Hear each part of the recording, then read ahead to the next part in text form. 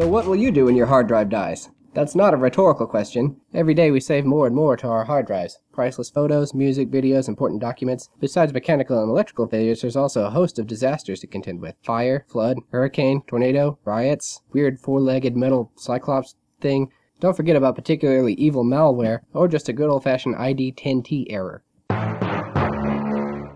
Experts recommend a so-called 3-2-1 backup strategy, which is 3 copies of your data on 2 types of media, at least one of which is off-site. Hey, wait a minute, you say. Couldn't I just buy something to do this? Well, okay, there's burning CDs. Nope, too time-consuming. External hard drive? If you remember it. What about that time machine product from that fruit company? Well, that's closed source and only if you live in their ecosystem. What if there was something better, something that reduced e-waste in the process? Okay, let's start over. Take any old PC made in the last 15 years, add a compact flash card, and a big hard drive to store backups, combine it all together with some nice software, and boom! Instant professional-grade backup solution for home or small office users.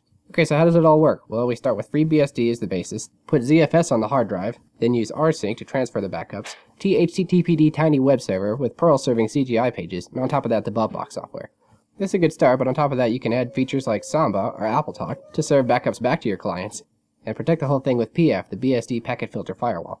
Okay, ZFS deserves its own slide because of all the cool features you get, like unlimited tiny snapshots at any point in time, CRC checks throughout the whole system to protect against silent data corruption and bit rot, plus transparent compression, deduplication, and if it's important to you, none of the core developers are convicted murderers. So here's a diagram showing how it's all connected together. You've got all your clients pushing backups to one master server, and then optionally you can add more on or off-site backup servers, which then mirror the main server. The whole thing is administered through a simple web UI. Regular users can log in to pull their files. The admin account can add more clients or manage the storage space and quotas. So that's it? You say. Your entry to the prize is just a bunch of Perl scripts? And to that I say yes. No. Not just Perl scripts. A whole FreeBSD distribution respin that installs all this with a single click. And I'm building 2 of these things from scrap hardware to prove that it all works. I got big goals for this thing. You know those lists of things to do with old computers? And FreeNAS always shows up on there as their build a file server? Well, I want BupBox right there as build a backup server. Lofty goal perhaps, but when you're competing with this, maybe it's not so out of reach after all.